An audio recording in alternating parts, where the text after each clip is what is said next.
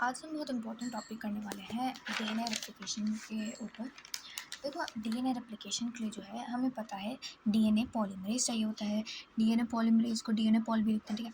तो DNA polymerase चाहिए होता है हमें, राइट। बट अगर हमें डीएनए पॉलीमरेज चाहिए तो सोचो, अगर ये एक अनवाइंडेड डीएनए है। अनवाइंडेड मतलब उसके हाइड्रोजन छोड़ दिए। अच्छा, मुझे सोच के बताओ जल्दी, हाइड्रोजन बॉन्ड कौन तोड़ता है? हाइड्रोजन बॉन्ड कौन तोड़ता है? हेलिकेस तोड़ता है, राइट। उसको हम हेलिकेस को इसलिए हम कहते हैं, हेलिकेस को हम अनवाइंडेज भी कहते हैं इस वजह से, क्योंकि वो अनवाइंडिंग कर रहा है डीएनए के हाइड्रोजन बॉन्ड तोड़ तोड़ के, ठीक है। तो ये है एक अनवाइंडेड डीएनए, ठीक है। अब होता क्या है, ये अलग स्ट्रैंड सेपरेट हो गए हैं। अच्छा, बच्चों को कन्फ्यूजन होता है कि हेलिकेस और न्यूक्लियस में डिफरेंस क्या है। देखो, न्यूक्लियस होता है वो है डीएनए को तोड़ता है। डीएनए को तोड़ने का मतलब अगर ये डीएनए है, ठीक है, इसको नहीं, ऐसे नहीं दिखाती हूँ मैं, ठीक है। अगर मुझे इस चीज़ को यहाँ से ऐसे सेपरेट करना है, इस पार्ट को, तो मैं न्यूक्लियस लाऊंगी। बट अगर मुझे स्ट्रैंड सेपरेट करनी है उसके हाइड्रोजन बॉन्ड तोड़ के, तो मैं जो लाऊंगी वो होगा हाइड्रोजन बॉन्ड। अच्छा, ये जो न्यूक्लियस रहता है, न्यूक्लियस क्या तोड़ता है? तो न्यूक्लियस जो है, न्यूक्लियस क्या तोड़ता है? न्यूक्लियस जो है फॉस्फोडाइस्टर बॉन्ड तोड़ता है। फॉस्फोडाइस्टर बॉन्ड तोड़ता है, याद रखना, ठीक है। और जो हेलिकेस है वो क्या तोड़ता है? वो हाइड्रोजन बॉन्ड तोड़ता है, हाइड्रोजन बॉन्ड, ठीक है। ये बात याद रखिएगा, ये दोनों डिफरेंस बहुत इंपॉर्टेंट है, ठीक है। अच्छा, अब वापस आते हैं कि जब भी डीएनए रेप्लिकेशन होता है तो दो प्रॉब्लम हमें देखने को मिलती है। पहली प्रॉब्लम ये होती है कि अगर एक डीएनए है, ठीक है, दूसरा पेन ले लीजिए, ठीक है। तो अगर एक ये सेपरेटेड स्ट्रैंड है, तो एक एक स्ट्रैंड यहाँ पे बन जाएगा और दूसरा स्ट्रैंड यहाँ पे बन जाएगा, रेप्लिकेशन हो जाएगा, है ना। बट ये चीज़ सिंपल नहीं होती है इतनी। हमें क्या करना पड़ता है, हमें पता है अगर सोचो यहाँ पे बेस पेयरिंग हो रखी है किसकी, ATCG। मैं बस इसके एग्जांपल से लेके आपको बताती हूँ। ATCG बेस पेयरिंग हो रखी है, ठीक है। तो क्या करेंगे हम लोग, इसका बेस पेयर लगाएंगे। किसका बेस पेयर लगाएंगे? इसमें T लगाएंगे, इसमें A लगाएंगे, इसमें G लगाएंगे, और इसमें C लगाएंगे, राइट। राइट, तो ये हम लगाते हैं। बट ये कहानी इतनी सिंपल नहीं होती है। क्यों नहीं होती है वो समझिए।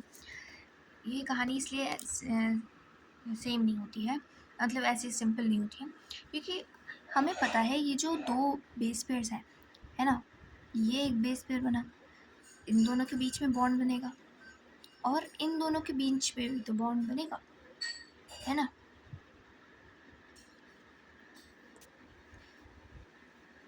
ये जो बनता है बॉन्ड ए और टी, ये हाइड्रोजन बॉन्ड होता है।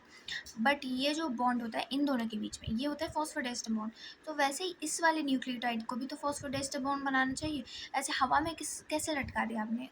लॉजिक हमसे यही कहती है ना कि कुछ ना कुछ होना चाहिए। तो क्योंकि ये चीज़ जो एग्जिस्ट करती है ना, ये प्रॉब्लम ये डीएनए में करती है, तो इसी वजह से हम कहते हैं, क्योंकि ये टी ऐसे हवा में थोड़ी ना लटक सकता है। डीएनए का ये दूसरा स्ट्रैंड है, यहाँ पे भी तो फॉस्फोडाइस्टर बॉन्ड बना चाहिए, यहाँ पे इसने तो बना लिया इसकी वजह से, बट ये किससे बनाएगा थाइमिन, ठीक है। वो एक प्रॉब्लम बनती है। तो हम क्या करते हैं, हम एक बेस इस्तेमाल करते हैं। बेस मतलब ऐसी चीज़ बनाते हैं जो एक एक्ट करे बेस की तरह, ठीक है। हम एक लेते हैं आरएनए स्ट्रैंड। ये आरएनए स्ट्रैंड यहाँ पे लगा देते हैं हम। अभी यहाँ आरएनए स्ट्रैंड यहाँ पे दिखाती हूँ, वाले दूसरे डबल डीएनए का दूसरे स्ट्रैंड पे दिखाती हूँ। एक आरएनए स्ट्रैंड मैंने लिया, वो आरएनए स्ट्रैंड पे अब जाके लगेगा। तो ये सीक्वेंस है जो ATCG वगैरह से सीक्वेंस चल रहा है। अब मैं आसानी से इसकी अंदर बॉन्ड बना सकती हूँ और T लगा सकती हूँ, राइट। जैसे यहाँ पे A, यहाँ पे C, सॉरी G, और यहाँ पे C, राइट। ये बन गया हमारा। बट ये बेस है क्या, ये जानना है हमें। ये चीज़ कुछ नहीं है, ये बस एक आरएनए प्राइमेज है। अब याद रखना, आरएनए को ऐसी कोई दिक्कत नहीं आती है, आरएनए का पहला बॉन्ड वो ऐसे बना लेता है खुद, ठीक है। तो आरएनए है, ये आरएनए प्राइमर है। ये आरएनए प्राइमर है, होता क्या है वो समझो। एक एंजाइम दिखता है हमें, जो हमें मिलता है न्यूक्लियस के अंदर ही, प्राइमेज नाम का। ये जो प्राइमेज है, ये एक आरएनए प्राइमर बनाता है, आरएनए प्राइमर, जो कि हम एज अ बेस इस्तेमाल करते हैं। याद रखना, बेस मतलब वो वाला नहीं, एसिड बेस वाला या फिर नाइट्रोजनस बेस वाला, वो वाला बेस नहीं। बेस मतलब एक फाउंडेशन ले कर रहा है ये आरएनए प्राइमर, ठीक है। तो ये आरएनए प्राइमर किसके लिए बेस या फाउंडेशन एक्ट कर रहा है? ये डीएनए पॉलीमरेज के लिए कर रहा है, ठीक है। डीएनए पॉलीमरेज क्या करता है? डीएनए पॉलीमरेज सबसे पहले तो ये दोनों स्ट्रैंड सेपरेट होंगी डीएनए के with the help of helicase, right. अब जब डीएनए की स्ट्रैंड सेपरेट होंगी तो जो है डीएनए पॉलीमरेज आता है और यहाँ पे ऐसे बैठ के रीड करने लगता है, ठीक है, उसका सीक्वेंस ईच स्ट्रैंड का, ठीक है। ये साइमल्टेनियसली हुआ है अलग अलग स्ट्रैंड पे। एक कहानी पहले देखते हैं। तो ये रीड करने लग जाता है। अब जैसे ये रीड करेगा तो ऑब्वियसली वो अपना सीक्वेंस ऐसे कॉम्प्लीमेंट्री दूसरी एक स्ट्रैंड बनाएगा, राइट। कैसे बनाएगा ये? Like this. ये इनिशिएट नहीं कर पाएगा। बट क्या नहीं इनिशिएट कर पाएगा? डीएनए रेप्लिकेशन नहीं कर पा रहा है। डीएनए पॉलीमर में बस ये दिक्कत होती है, वो इनिशिएशन नहीं कर पाता है डीएनए उसका रेप्लिकेशन का। तो कौन करता है इनिशिएशन? आरएनए पॉलीमरेज, ठीक है। याद रखना, आरएनए पॉलीमरेज जो होता है वो करता है इनिशिएट रेप्लिकेशन, ठीक है, in DNA, replication in DNA, fine. तो हम जो है इस प्राइमेज को हम इसीलिए कह देते हैं DNA dependent DNA polymerase. DNA dependent DNA polymerase क्यों कह रहे हैं इसको? क्योंकि देखो, प्राइमेज जो होता है, प्राइमेज डीएनए के लिए बना रहा है स्ट्रैंड। कैसे बना रहा है ये मैंने बताइए, इसको एक बेस देकर प्राइमर बना के इसके लिए। देखो, प्राइमर से समझ जाइए लॉजिकली, प्राइमर का क्या मतलब होता है। जैसे मेकअप में प्राइमर यूज़ करते हैं तो ताकि वो मेकअप सेटल हो जाए अच्छे से अपने आपके फेस पे। या फिर नॉर्मली अगर आपने देखा हो, मेकअप का नहीं पता तो ऐसे सोच के देखिए कि वो जो वॉल्स पे लगता है प्राइमर, पेंट लगाने से पहले वॉल पे एक प्राइमर होता है, राइट। क्यों होता है? ताकि वॉल पे जो पेंट है वो सेटल हो जाए अच्छे से, ठीक है, वो छूटे उठे ना कहीं से भी पेंट, ताकि वो। तो ये प्राइमर जो होता है वॉल के ऊपर एक फाउंडेशन ले करता है, फिर उसके ऊपर पेंट की कोटिंग आती है। तो इसलिए हम ये लॉजिकली भी सोच के देखें, प्राइमर क्या है? प्राइमर एक फाउंडेशन ले कर रहा है for another newly synthesised strand to be synthesised, fine, by the DNA polymerase. तो अगर पूछा जाए किसके लिए फाउंडेशन ले करता है, ये करता है डीएनए पॉलीमरेज के लिए। अच्छा, इसको हम डीएनए डिपेंडेंट पॉलीमरेज क्यों कह रहे हैं प्राइमेज को? क्योंकि ये प्राइमेज जो है किसके लिए काम कर रहा है? डीएनए के लिए, राइट। अब डीएनए डिपेंडेंट है मतलब ये डीएनए के लिए काम कर रहा है और डीएनए पॉलीमरेज की मदद करता है, तो इसलिए ऐसे समझ के आप याद करिए, ठीक है। प्राइमेज एक टाइप का डीएनए पॉलीमरेज ही होता है, बट याद रखना डीएनए पॉलीमरेज इटसेल्फ नहीं होता है, ठीक है। तो यही कह रही थी मैं, ठीक है। अब याद रखना कि एक स्ट्रैंड पे तो ऐसा होता है, ये जो एक पहली वाली स्ट्रैंड है, आपको पता है पहली वाली स्ट्रैंड पे तो कंटिन्यूस चलता है सिंथेसाइज, जहाँ पे ये प्राइमर बन रहा है, ठीक है। फिर उसके आगे आगे सिंथेसाइज होता रहता है नया स्ट्रैंड, ठीक है। ये नया स्ट्रैंड हो गया। अगर ये सिंथेसाइज का रीडिंग 3 to 5 होती है तो जो है सिंथेसाइज न्यू स्ट्रैंड का 5 to 3 होता है, 5 to 3 प्राइम, ठीक है। तो ये कंटिन्यूस हो गया, हमने ये पढ़ा था। बट दूसरी स्ट्रैंड में क्या होता है? अब देखो यहाँ पे आरएनए पॉलीमर लगा। देखो मैं अच्छे वाले डायग्राम से आपको समझ चढ़ा के दिखाती हूँ कि ये वाला है, जैसे कि देखो ये दो स्ट्रैंड है, एक सेकंड। अब यहाँ पे देखो दो स्ट्रैंड है, ये एक पहला वाला स्ट्रैंड है, ये दूसरा वाला स्ट्रैंड है। पहले वाले स्ट्रैंड में तो कोई प्रॉब्लम नहीं है ऐसी कुछ सच। पहला आरएनए प्राइमर लगा, फिर उसके बाद कंटिन्यूअस सिंथेसाइज हो रहा है डीएनए यहाँ पे, ठीक है। अब साथ में आगे आगे हेलिकेस बढ़ रहा है ना, तो आगे और सिंथेसिस होना चाहिए। बट दूसरे स्ट्रैंड में, दूसरा स्ट्रैंड कैसा होता है? 5 to प्राइम, 5 to 3 प्राइम, तो मतलब सिंथेसिस ऐसा होना चाहिए उसका।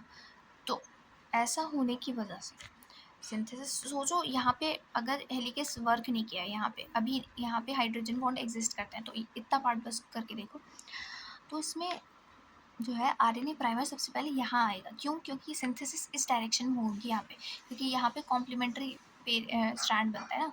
ये अभी ये वाला जो था दूसरा स्ट्रैंड वो 5 to 3 है, तो सिंथेसिस 3 to 5 होता है हमेशा, है ना। 5, हाँ 3 to 5 होता है सिंथेसिस, है ना।